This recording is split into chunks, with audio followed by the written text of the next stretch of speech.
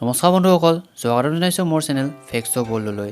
আজি আমি ভিডিঅ'টোত এটা ইণ্টাৰেষ্টিং টপিকৰ ওপৰত আলোচনা কৰিম। বলক তেন্তে ভিডিঅ'টো আৰম্ভ কৰোঁ। বন্ধুসকল, আপোনালোকে হয়তো জানে এটা বছৰত 365 দিন বা 366 দিন থাকে।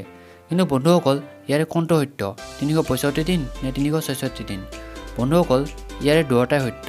365 দিনো সত্য, 366 দিনো সত্য। কেতিয়াবা হয়তো এটা বছৰত 365 দিন হয় আৰু কেতিয়াবা 366 দিন হয়। কিন্তু কেতিয়া আৰু কিয় হয়?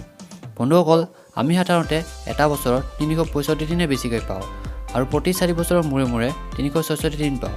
এই 366 দিন থকা দিনটোক আমি লিভ ইয়াৰ বা অসমীয়াত অতিবৰ্ষ বুলি কওঁ। বন্ধুসকল, এই বছৰটোত অৰ্থাৎ 2020 চনটো এটা লিভ ইয়াৰ। লিভ ইয়াৰ বা অতিবৰ্ষ হোৱাৰ কাৰণ। বন্ধুসকল, লিভ ইয়াৰ বা অতিবৰ্ষ হৈছে পঞ্জিকাৰ এটা অতিৰিক্ত দিন, যি প্ৰতি 4 বছৰৰ মূৰে মূৰে আহে। জ্যোতিৰ্বিজ্ঞানৰ মতে জাৰকালি বা জৌকালি যিয়ে নহওক এটা দিনত 24 ঘণ্টাই থাকে। সেইদৰে এটা বছৰত 365 দিন হয়।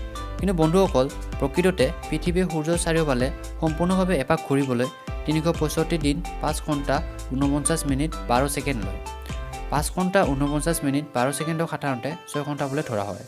বন্ধুসকল, এটা বছৰ থকা 365 দিন 6 ঘণ্টাৰ প্ৰতিবাৰে 6 ঘণ্টাকৈ ৰাহি হৈ যায় আৰু এনেকৈ 4 বছৰত ৰাহি হোৱা 4টা 6 ঘণ্টা যোগ হৈ এটা অতিৰিক্ত দিন হয়।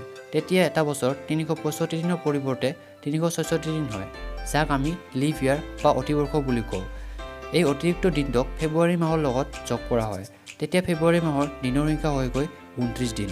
বন্ধুসকল, এই অতিৰিক্ত দিনটোৰ লগত জড়িত আৰু এটা ইণ্টাৰেষ্টিং কথা হ'ল যে এই দিনটোত অৰ্থাৎ 29 ফেব্ৰুৱাৰীত জন্ম লোৱা লোকসকলক লিভলিং বা লিপাৰ বুলি কোৱা হয়।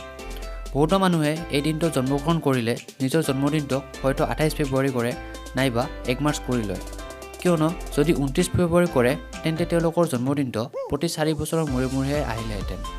বন্ধুসকল, এই দিনটোত জন্মগ্ৰহণ কৰা এজন ব্যক্তি হ'ল ভাৰতৰ প্ৰাক্তন প্ৰধানমন্ত্ৰী মৰাৰজী দেশাই।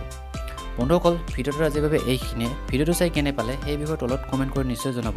লগতে ভিডিঅ'টো লাইক আৰু চেনেলটো ছাবস্ক্ৰাইব কৰি ল'ব, যাতে আহিবলগীয়া ভিডিঅ'সমূহ ন'টিফিকেশ্যনসমূহ আপোনালোকে পাই থাকে।